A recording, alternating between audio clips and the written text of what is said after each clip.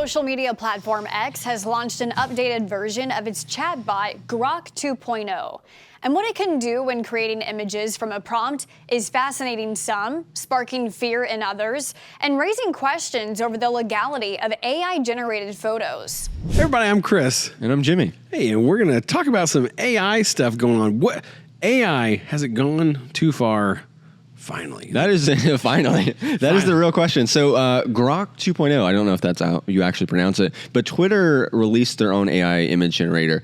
And it's a little bit controversial because Elon Musk, in typical Elon Musk fashion, he's like, do whatever you want with it. There's basically no restrictions. No restrictions. And so when you say Twitter, you mean X? X, yeah, formerly known as Twitter. Thank you. Formerly known as Twitter, yeah. So that's the thing I like and don't like about Elon Musk, because it's like, here's a tool, use it, but then it's like, there's no restrictions, and so then it can become dangerous waters. Dangerous waters. So we have a video here that will give us kind of an overview of it, because I'm only semi-familiar with it. Okay. And then we'll talk about it a little bit more after. So feel free to interrupt as you like.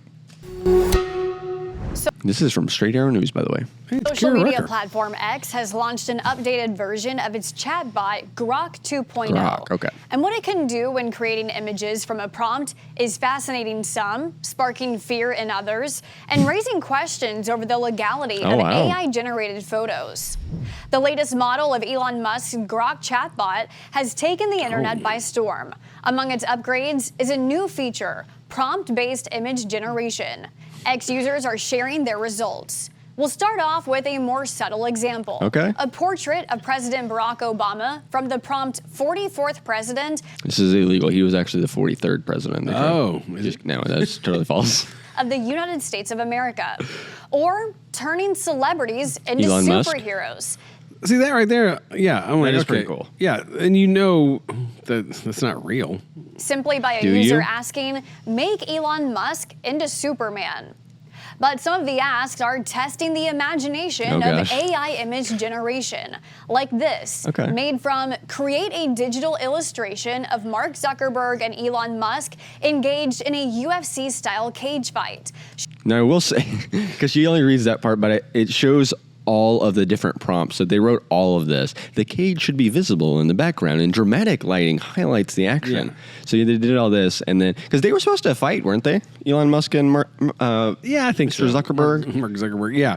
So if I saw that picture, I would immediately think fake. Yeah. Because it doesn't. I mean, it doesn't look real. It looks animated. So do you feel like they still are kind of in that uncanny valley where you don't know exactly, well, maybe you do know exactly why it doesn't look real, but it still doesn't look real enough? Yeah, and they're also smiling jollily as they punch each other in the face. I mean, I've seen UFC fights. They're usually not smiling. Well, maybe they're good friends. Yeah, so it didn't happen in the Roman Coliseum like we were hoping. Well, I mean, Mark Zuckerberg's arm right there looks a little bit, it looks fake. Okay, so now I think it was, maybe she'll talk about it in this video, but it was talking about how just the AI generators overall are still relatively new, but they've come a whole lot of a long way. But also with this one, the details and everything are a little bit lower, because one of the things that this one is good at is it generates stuff much faster than a lot of the other ones. Oh, gotcha. So it instead of quality, it gives you more speed, but we'll see what else they come up with. Showcasing a scenario that never happened, but now exists in the digital realm. Then there's this image created by a user asking Grok to see Musk meet an alien on Mars. Yes. Other users are pushing the limits, here's creating where it more gets crazy. Controversial imagery. Gizmodo sharing this photo of a Grok-generated Taylor Swift piloting a plane toward the Twin Towers. Which is it's a little extreme. Yeah, like who's she with? You know, so I was looking at that, and I'm not sure who that actually is. And then as I was, one of her ex-boyfriends, probably. That's not Travis Kelce, so maybe it is. I don't know. So the Taylor Swift there does look pretty realistic. So I must say, both. Now, would you believe this is real if you looked at it? Like, oh man, I didn't know she did that. I didn't know the pilot's just taking a picture right there. So I did see one of these as I was doing research. Basically the same, but I think they had Donald Trump and then Kamala Harris as the pilots, piloting into the same Twin Towers. So people a little controversial, and a lot of these other things, like Midjourney and ChatGPT. If you put something that was a prompt like this in there, they just wouldn't generate anything. Okay. Yeah. So, but Elon Musk is like, whatever you guys want to do. toward the Twin Towers. Or this user sharing this photo. My goodness. No idea how Elon let this happen, This is Mario snorting cocaine.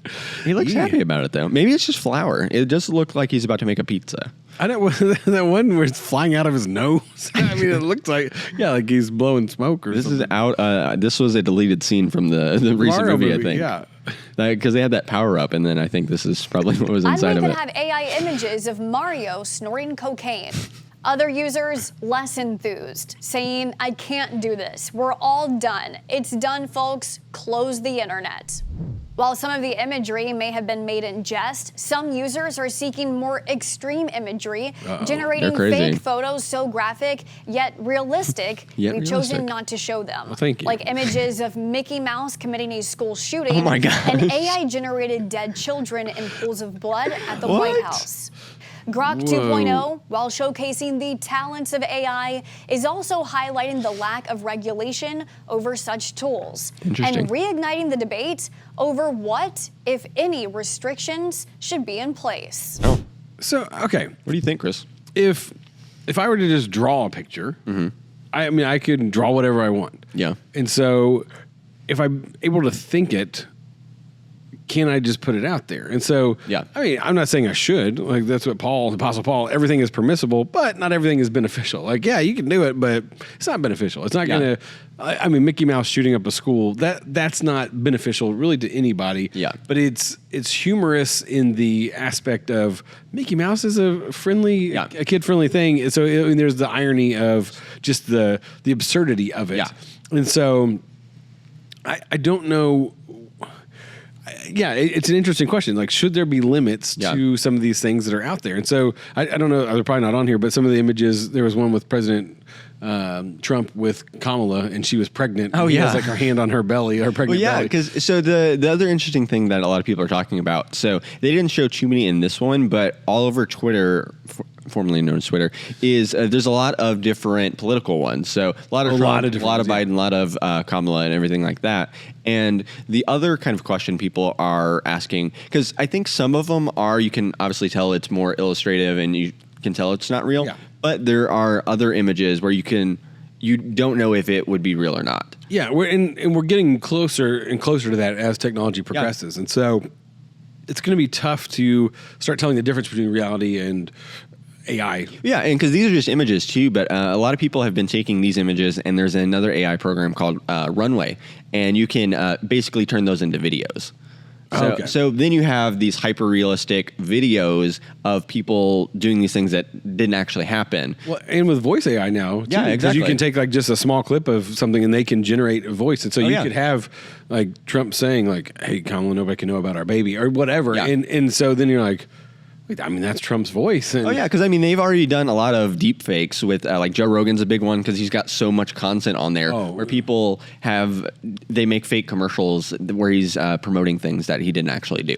So the question is, I think, is it dangerous in the sense of they were talking about spreading misinformation, and one person said, could this start World War III if you had a video on there or something, or like anything with elections and stuff like that, or just because I think right now if you see it on the internet, obviously you don't necessarily believe it's true, but if you saw an image, especially if you showed someone an image that was 50 years ago, they would automatically assume it's real. Like, yeah. So what do you mean by that? So you're saying like now images, we don't know if they're real or not, but if there was a fake image from 50 years ago.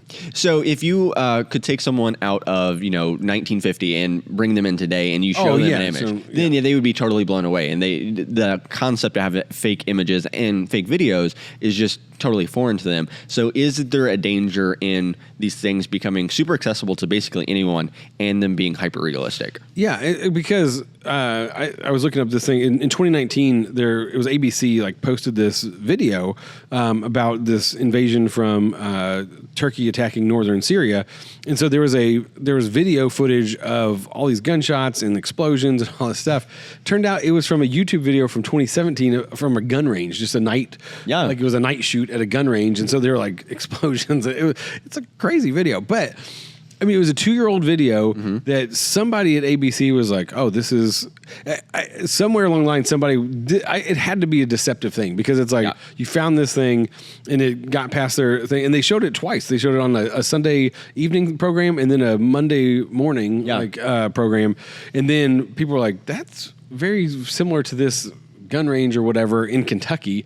So I don't think it's the actual footage. And so then they came out and like had a statement. And I don't know where it was. It wasn't really anything real prominent. But they're like, "Oh yeah, by the way, this was footage from 2 years ago." And so somehow somebody somewhere was like, "I'm going to be deceptive with this and send it out." And the same thing with Facebook. I mean, there's posts a lot of times like, "Here's a picture, or the president said this," and then you like look it up and like, he didn't say that, or she didn't say that. I think the problem too is most people just read the headline. They take things at face value. So if they see it, they're not going to do their own research and was this actually true? Yeah. So then they're going to be like, "Oh yeah, well I see it right there, therefore it must be true." Right. And so if a news source, somebody sees something and it looks like a real image and a real thing. Yeah. So the thing from 2019, the reason I brought that up is because this was a thing that didn't have the AI, and it was like it was real footage of a gun range, but it was done in such a way that they said, "No, this is Turkey attacking Syria," and you're like, it wasn't at all. And so now if you have like fake, if I can type in Turkey attacks Syria night shots or whatever,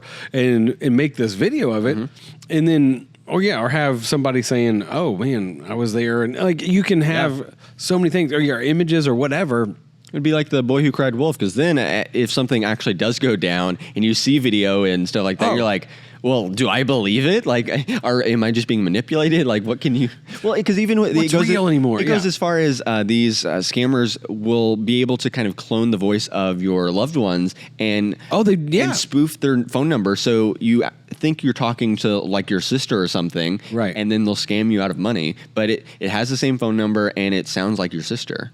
Yeah, so have like a code word or a question. Yeah, exactly. Well, I was calling a lawn care service the other day, and it was like a call center, but it was an AI person. So he's like, "Hey, Max, I'm a virtual assistant. Before we give you a quote on it, can I just ask you a couple questions?" And I said, "No," and then I hung up. Well, yeah, so I got a call, usually on Wednesday nights right before church stuff starts. I'll get a call, and I'm like, "Oh, is this a real person?" Or like, I think it's a parent that needs questions answered or whatever, but I'll answer. And so sometimes it'll be, like one time, it felt like an AI thing, but I didn't. But as I was talking to him, do they have to tell you if it's AI? I don't know. I was going to ask him. The virtual assistant said up front that they was a virtual assistant. Yeah, are you an AI program? What would they answer? Would they lie to us? Would AI lie? Has AI gone too far? Gone wrong? So when we think about this from a biblical standpoint of what like is truth and all that stuff, of like, okay, how do we know, right? Because there's so many things out there that are deceiving and are going to be used to deceive and all that stuff. Like having actual truth, and this goes like back farther than we can even imagine. No, but I mean, there's books that are written like as if they're real when they're really not, and things like that. And there's been authors that have come out and like, "Oh, well, it was a memoir, so I kind of made up some of this stuff." And you're like, and there was a comedian a while back that like told this whole fabricated story about how his girlfriend's like family wouldn't let him go to prom because he was I don't remember where he's from, but it was like Pakistan or somewhere like that. And then and then they're like, well, it wasn't very hard for them to find his yearbook and find out who that girl was. And then they like just were vandalizing her house and all this stuff. Goodness. And then it came out, he's like, well, that was more of like my emotions, how I felt emotionally. Yeah. And they're like, but none of that happened. Like her mom didn't say, "Oh, you can't go to prom with him," and she didn't like blow him off at prom. Like none of that happened. But he was like, I think he was a comedian, like kind of using it as it made for a better story. Yeah, and stuff like that. But then they're like, but that wasn't real. It's all fun and games until somebody shows up at your house. Yes, but he could have had a photo of like him by himself at prom and her off with her friends. Like, and you can put these things on there now, so it seems real and it's not. And so how do you know what truth is? And that's where like those lines of, okay, well, when somebody tells you something about the Bible, or when you can make up, hey, this document says the Bible wasn't real. Like, you can do all these things now that are seemingly like, well. That the stuff I grew up believing isn't real anymore. Yep. Here's found footage of Noah's Ark. Like, what? How'd they find that? There were videotapes back then. But with that, so how do people, how do you know what truth is? I think, and that's like the age-old question. Like even when Jesus was going, like right before he was going to be crucified, he was questioned by, I think it was Pontius Pilate. Yeah. And Jesus said something about truth, and he goes, "What is truth?" Yeah. And so that's been around for a long time. Like, well, you believe what you want and all that stuff. And so I think even more so now, and especially if you're a follower of Jesus, like when you post something, when you share something, like look at the source first. At least do some research. Well, yeah. But that's the thing with ABC News is saying this is real footage from Turkey and Syria, and they're like, "Oh no, it's not. That's a 2-year-old video from a gun range in Kentucky." And so even trusted news outlets and sources, people are like, "I trust that fake news." But when you find sometimes there's trusted sources that share things, like still do research, because now with this technology, anybody can make up it's all fake. Yeah. And so I think for us, for me as a follower of Jesus, I want to make sure that when I post something or when I put something out there, that I have done due diligence in researching it, and like, okay, Abraham Lincoln really did say, don't believe what you read on the internet. And so that's what he said. I see those all the time. Yeah. And so I mean, those are obviously fake, but then there's going to be more and more, especially as technology increases, there's going to be more and more stuff that even like right news to the minute, you can type in like, "Oh man, Elon Musk said this and did this, and SpaceX blew up," or whatever. Put anything in there, and then it'll happen immediately. And so as the news is breaking, people can make up stuff, and it's going to be hard. It's going to be very difficult to tell the difference between truth and reality as we move forward. And so having your anchor. Stay careful out there. Stay safe out there, America. All right. If you guys enjoyed this video, make sure to like and subscribe, and we will see you next time.